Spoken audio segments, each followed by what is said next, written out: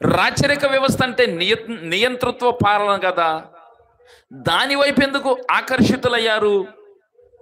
ఇది కొంచెం మనకి ఆశ్చర్యం అనిపిస్తుంది. దేవునికి స్తోత్రం. అన్నీ సమకూర్చి నీకు ఒక దేశమునిచ్చి అన్ని విధాలా సంరక్షించి నీకు కొన్ని నియమాలు మాత్రమే పెట్టి, నిబంధన పెట్టి, కొన్ని క్రమాలు పెట్టి నిన్ను పోషిస్తుంటే, ఇవి మాకు అక్కర్లేదు, మాకు ఒక రాజు కావాలి, మమ్మల్ని నీవు పరిపాలించొద్దు, మమ్మల్ని ఒక మనుషుడు పరిపాలించాలని కోరుకున్నారు. ఆల్మైటీ గాడ్ చేతిలో నుండి, సర్వశక్తుడైన దేవుని చేతిలో నుండి వాళ్ళను వాళ్ళే ఒక సామాన్యమైన మనిషికి అప్పగించుకుంటున్నారు. ఎంత దుర్గతి ఇజ్రాయేలీల చరిత్ర! ఒకంత ఈ రాత్రి నువ్వు ఆలోచన చేయాలి. నిన్ను నీవు సంపూర్ణంగా దేవునికి అప్పగించుకుంటున్నావా, లేక తాత్కాలికమైన పాప భోగాల వైపు నిన్ను నీవు అప్పగించుకుంటున్నావా? నీ కోరికే, నీ ఆశే నిన్ను ఒప్పించిన, నిన్ను పతనం చేసిన నీ కోరికే. నువ్వు తీసుకునే స్టాండే. ఇజ్రాయేలీల మీదకి ఎంతో మంది వచ్చారు. మిద్యానీలు వచ్చారు, అమ్మోరీలు వచ్చారు, అమ్మాలేకీలు వచ్చారు. ఏమండి, వీళ్ళందరూ వచ్చారు. ఎంతమంది వచ్చినా ఇజ్రాయేలీలు విజయము సాధించారు. దినాలలో ఇజ్రాయేలులకు రాజు లేడు. ఇజ్రాయేలులకు రాజు లేడు. ఇజ్రాయేలులకు రాజుగా అదృశ్యుడైన దేవుడు కదిలాడు. చపలుడు మహిమపడదాం. ఇంత అద్భుతముగా నడిపిస్తుంటే సడన్ గా ఇజ్రాయేలు ఎందుకు ఈ నిర్ణయం తీసుకున్నారు? ఒక ఇజ్రాయేలీలేనా? నేటి క్రైస్తవ జీవితంలో ఉన్న నీవు నేను కూడా మన అనుదిన జీవితాల్లో, మన జీవన విధానంలో ఒక్కొక్కసారి ఇలాంటి మిస్టేక్స్ చేస్తాం. దేవుడు మనల్ని ఎంతో ప్రేమించి, దేవుడు మనల్ని ఎంతో దగ్గరగా ఉండి, దేవుడు మనల్ని అన్ని విధాలా కాపాడుతూ, పోషిస్తూ, సంరక్షిస్తుంటే లోకము వైపు చూసి, లోకులు కలిగి ఉన్న వాటిని చూసి వాటి మీద మక్కువ పెంచుకుని అనవసరమైన విషయాలని దేవుని దగ్గర విజ్ఞాపన చేస్తాం. ఎందుకంటే మనకుంది కదా, అడుగుడి మీకు ఇయ్యబడును, వెదకుడి మీకు దొరుకును, తట్టుడి మీకు తీయబడును. కాబట్టి ఎన్ని రకాలుగైనా సరే దేవుని శోధిస్తాం. మనము ఒకటి కోరుకున్నామంటే, మనం ఒకదానికి ఫిక్స్ అయ్యామంటే అది పొందుకునేదాకా దేవుని కోరుకుంటాం.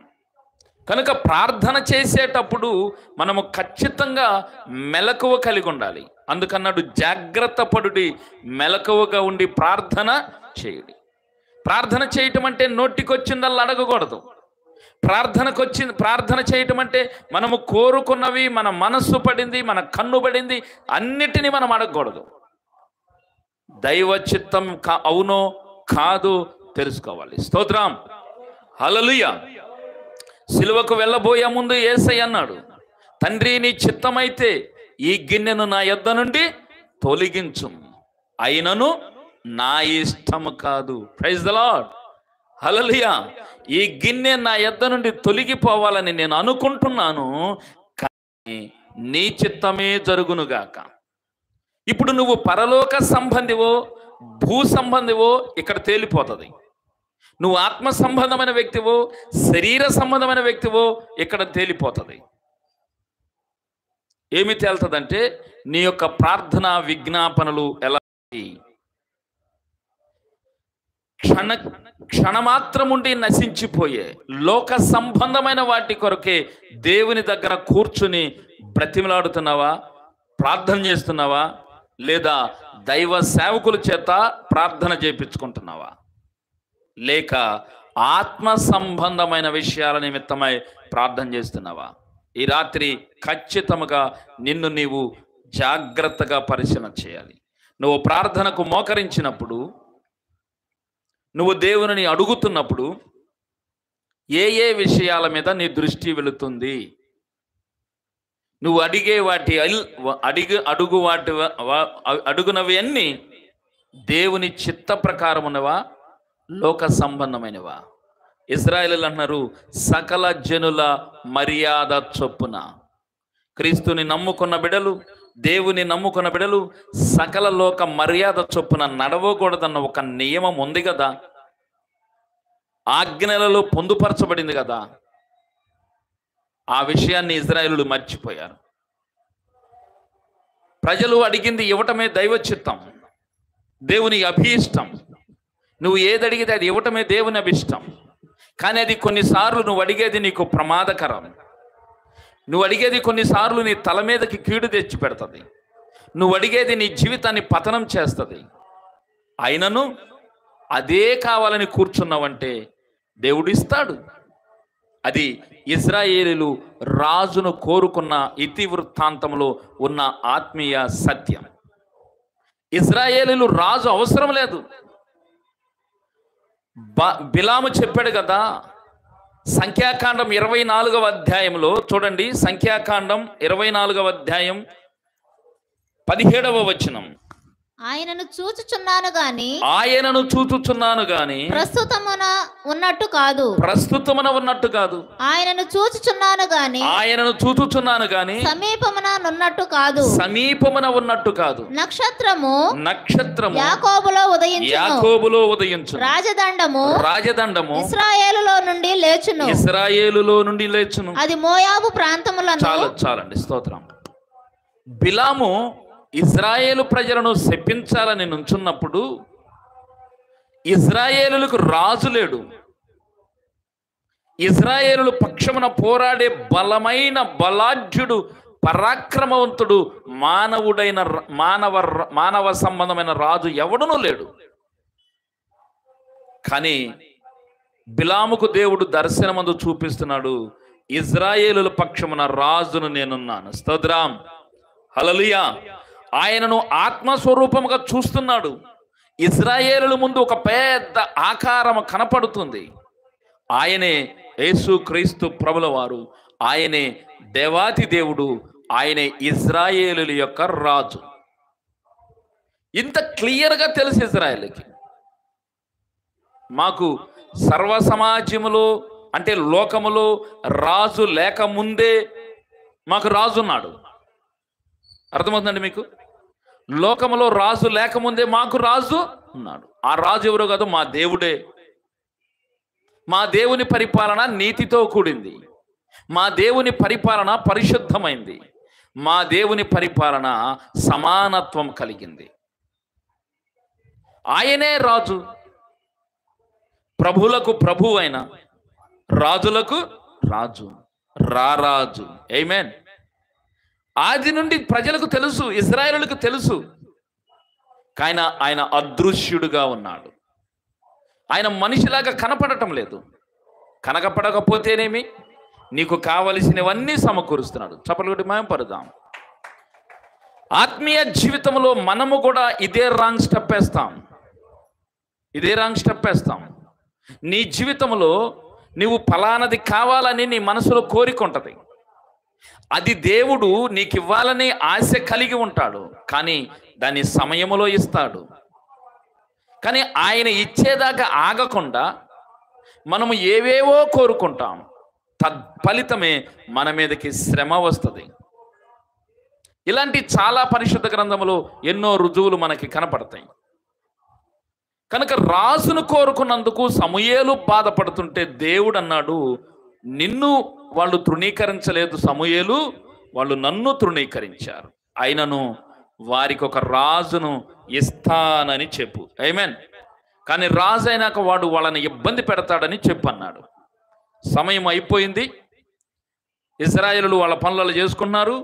సమూయేలు తన పని తాను చేసుకున్నాడు. చూద్దాం, మొదటి సమూయేలు గ్రంథం 9వ అధ్యాయంలోకి వెళ్దాం. దయచేసి కొన్ని విషయాలు చూద్దాం. మొదటి సమూయేలు గ్రంథం 9వ అధ్యాయం 1-2 వచనాలు. అఫ్యకు పుట్టిన బెకోరతు కుమారుడైన సెరోరుకు జననమైన అబీయేలు కుమారుడగు కీషు అను బెన్యామీనీయుడు ఒకడు ఉండెను. కీషు భాగ్యవంతుడగు ఒక బెన్యామీనీయుడు. అతనికి సౌలు అను ఒక కుమారుడు ఉండెను. అతడు బహు సౌందర్యము గల యవనుడు. ఇశ్రాయేలీలలో అతని పాటి సుందరుడొకడునూ లేడు. అతడు భుజములు మొదలుకొని పైకి ఇతరుల కంటే ఎత్తుగలవాడు. Praise the lord. దేవుడు ఇశ్రాయేలులు కోరుకున్న ప్రకారము ఇశ్రాయేలీలలో నుండే ఒక వ్యక్తిని ఏర్పరిచాడు రాజుగా. బిడ్డల కోరికలు తీర్చటమే తండ్రి అయిన దేవుని ఇష్టం. అది మంచిదా చెడ్డుదా అనేది నువ్వు ఆలోచన చేసుకోవాలి. అందుకన్నాడు, కీడును మేలును నీ ఎదుట పెట్టుచున్నాను, మరణమును జీవమును నీ ఎదుట పెట్టుచున్నాను. నువ్వు కోరుకో, నీకేది కావాలో అది కోరుకో. కానీ కోరుకునే మనకు వివేచన కావాలి, కోరుకునే మనకు నడిపింపు కావాలి. అందుకే మనము ఎలాగూ యుక్తముగా ప్రార్థన చేయవలనో మనకు తెలియదు, కానీ ఆ ఆత్మే తానే మన పక్షమున ఉచ్చరింప శక్యము గాని మూలుగలచు మన పక్షమున విజ్ఞాపన చేయొచ్చు.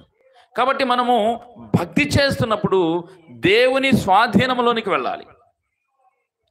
భక్తి చేస్తున్నామని చెప్పి మన అభిష్టాలు ఉండకూడదు. ఒక్కొక్కసారి మనము కోరే కోరికలు దేవుని చిత్తం కాకపోవచ్చు. ఒక్కొక్కసారి మనము తీసుకునే నిర్ణయాలు దేవుని చిత్తం కాకపోవచ్చు.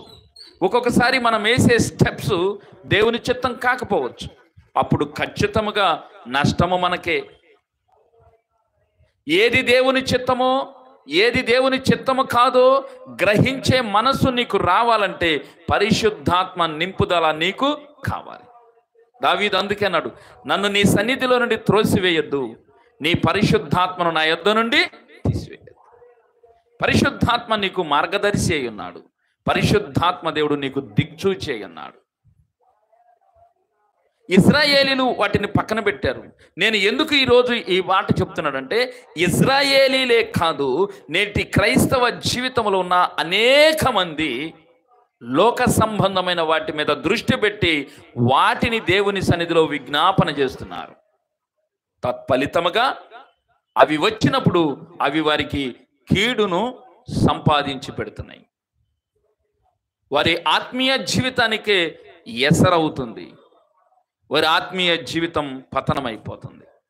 అలా పతనమైపోయింది ఇశ్రాయేలీల జీవితం, ఇశ్రాయేలు దేశం. ఇక్కడ ఒక వ్యక్తిని చూపించాడు, సౌలు అనబడినటువంటి వ్యక్తి. ఈయన కీషు యొక్క కుమారుడు.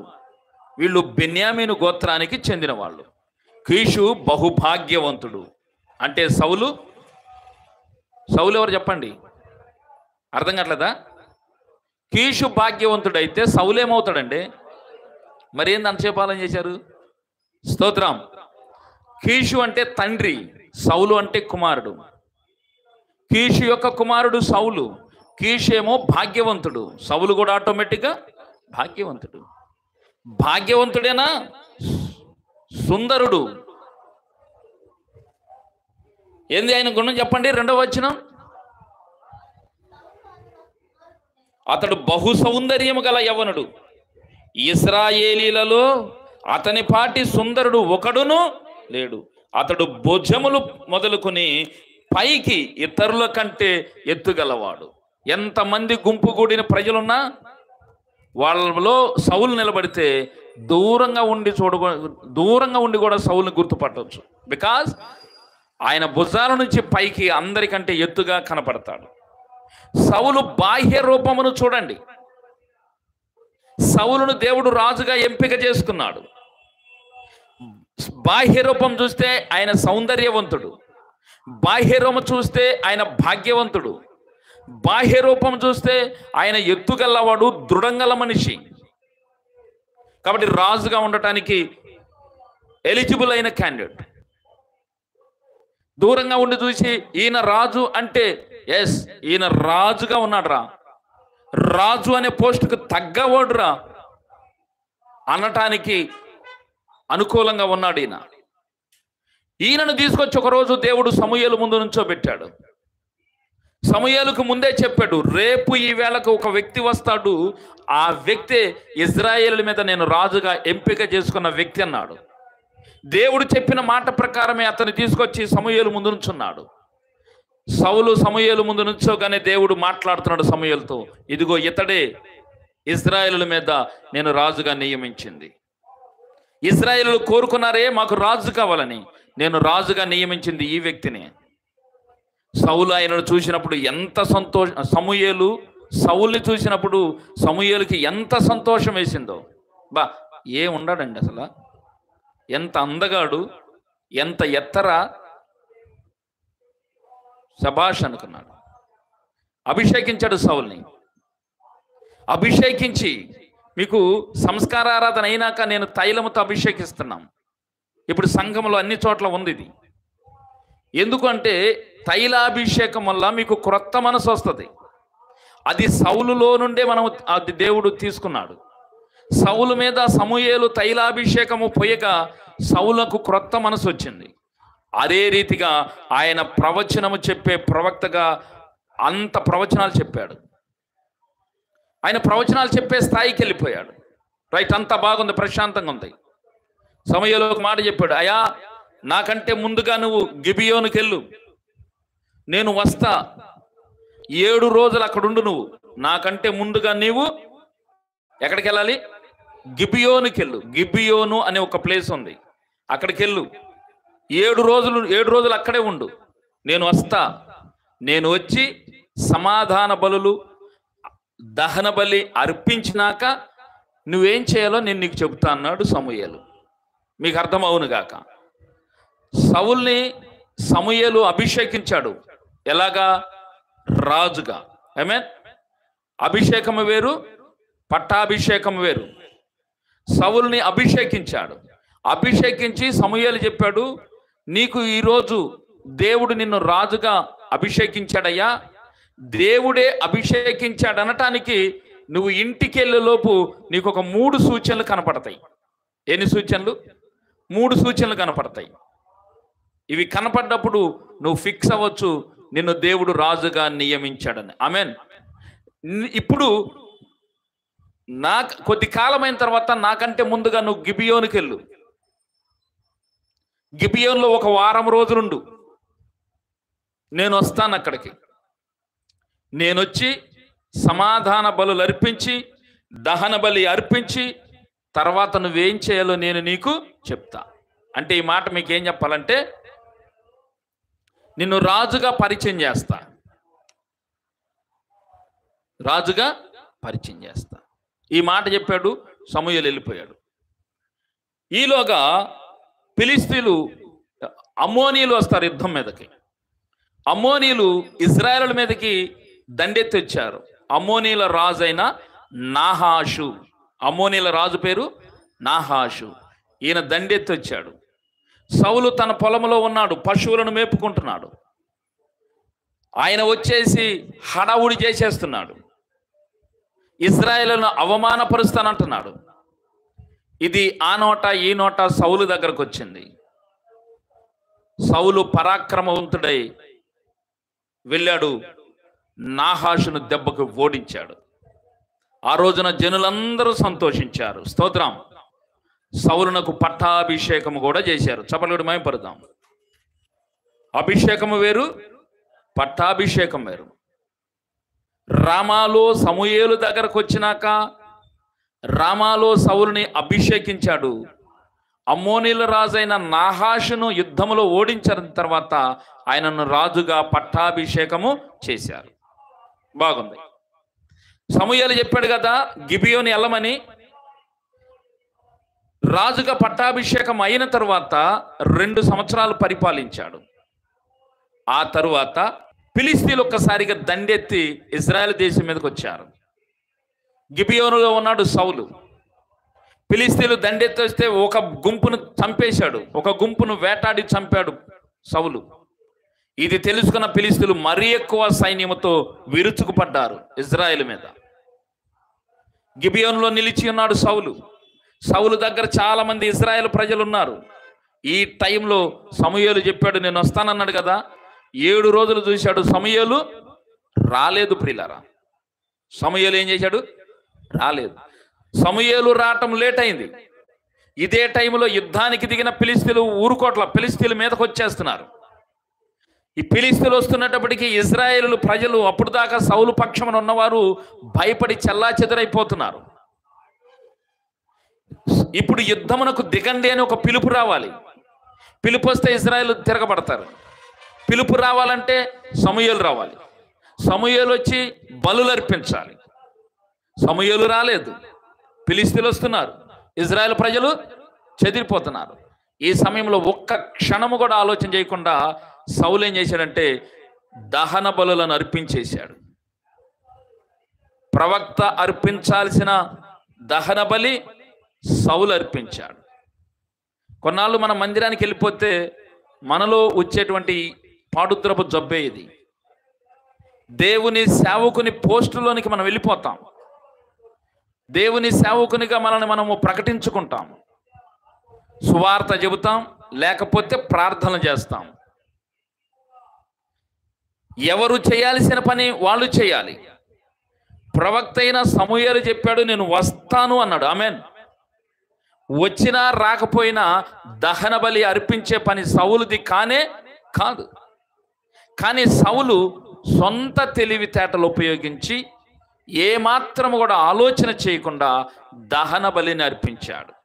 నీ ఆత్మీయ జీవితంలో ఇలాంటి పొరపాటు చేస్తున్నావేమో ఈరోజు ఆలోచన చేయి. దేవుని యొద్ద ఒక కన్ఫర్మేషన్ తీసుకున్నాకే, ఒక కన్ఫామ్గా నీకు ఐడియా ఉన్నప్పుడే ఈ దేవుని పని చేయుటకు ముందుకు రావాలి. దేవుడు మనల్ని దీవించును గాక. హల్లెలూయా. మందిరంలో అన్ని పనులు నాయనని కొంతమంది చుట్టేస్తారు. ఏ పనికి నిన్ను కేటాయించారు, ఏ పనిలో నువ్వు నిమగ్నమై ఉండాలో ఆ పనిలో నువ్వు నిమగ్నమై ఉండాలి. దేవుడు మనల్ని దీవించును గాక. స్తోత్రం. సౌలు దహన బలి అర్పించి అయిపోయింది. ఇటు తిరగగానే సమూయేలు వచ్చాడు. ఏమండి? సమూయేలు వచ్చాడు. సమూయేలు వచ్చిన తర్వాత సమూయేలుకి శుభాభివందనాలు చెప్తున్నాడు సౌలు. సౌలు అన్నాడు, నువ్వు దేవునికి విరుద్ధమైన పని చేశావు కాబట్టి నీ రాజ్యము నీ యొద్ద నిలవదు అన్నాడు. పక్కన ఎవరున్నారు? ఫిలిష్తీయులు ఉన్నారు. ఆ మాట చెప్పి సమూయేలు వెళ్ళిపోయాడు. ఫిలిష్తీయుల మీద యుద్ధానికి సౌలు వెళ్ళిపోయాడు. సౌలు దాన్ని ఈజీగా తీసుకున్నాడు. మొదటి సమూయేలు గ్రంథం 15వ అధ్యాయం 9వ వచనం. సౌలును జనులను కూడి అగగును గొర్రెలలోను ఎడ్లలోను గొర్రె పిల్లలు మొదలైన వాటిలోను మంచి వాటిని నిర్మూలము చేయక కడగా నుంచి పనికిరాని నీచ పశువులన్నిటినీ నిర్మూలము చేసిరి. ఆగండి. ఇక్కడ సందర్భం ఏంటంటే అక్కడ పొరపాటు జరిగింది. దానికి సమూయేలు చెప్పాడు, నీ రాజ్యము నీ యొద్ద నిలవదన్నాడు. సమూయేలు తన దారిని తాను వెళ్ళిపోయాడు. ఇది సౌలు రాజు అయినాక చేసిన మొట్టమొదటి దోషం. సౌలును దేవుడు సమూయేలు రాజుగా అభిషేకించిన తర్వాత ఆ తర్వాత ఫిలిష్తీయులు యుద్ధమునకు వచ్చినప్పుడు ఫిలిష్తీయులను వాడగొట్టాడు. అప్పుడు ఆయనను రాజుగా పట్టాభిషేకం చేశాడు. పట్టాభిషేకం అయిన 2 సంవత్సరాలకే సౌలు పొరపాట్లు చేయటం ప్రారంభించాడు. దేవునికి వ్యతిరేకంగా దోషం చేయటం ప్రారంభించాడు. ఆ మొదటి దోషం దహన బలి అర్పించాడు. ఇప్పుడు 2వ పని అప్పచెప్తున్నాడు దేవుడు సౌలుకి. అంటే నా ఇజ్రాయేలు ప్రజలు ఐగుప్తు దేశం నుండి కనానుకు వచ్చే సమయంలో అమాలేకీయులు అనేవాళ్ళు వీళ్ళను బహుగా ఇబ్బంది పెట్టారు. ఇజ్రాయేలును ఎంతగానో శ్రమ పెట్టారు. కనుక అది నేను మర్చిపోలేదు. ఇప్పుడు నువ్వు రాజుగా ఉన్నావు గనక నీకు ఒక పని అప్పచెబుతున్నా. నువ్వు అమాలేకీయుల మీదకి వెళ్ళిపోయి వాళ్ళకు నిర్మూలన చేయమన్నాడు. దేవుడు అన్నాడు, పగ తీర్చుట నా పని అన్నాడు. Praise the Lord. పగ తీర్చుట, కీడునకు ప్రతి కీడు చేస్తానని నీవు అనుకొనవద్దన్నాడు. పగ తీర్చుట నా పని అన్నాడు. అమాలేకీయులు ఇజ్రాయేలు కనాను యాత్రలో ఉన్నప్పుడు వారిని ఎంతగానో బాధపరిచారు.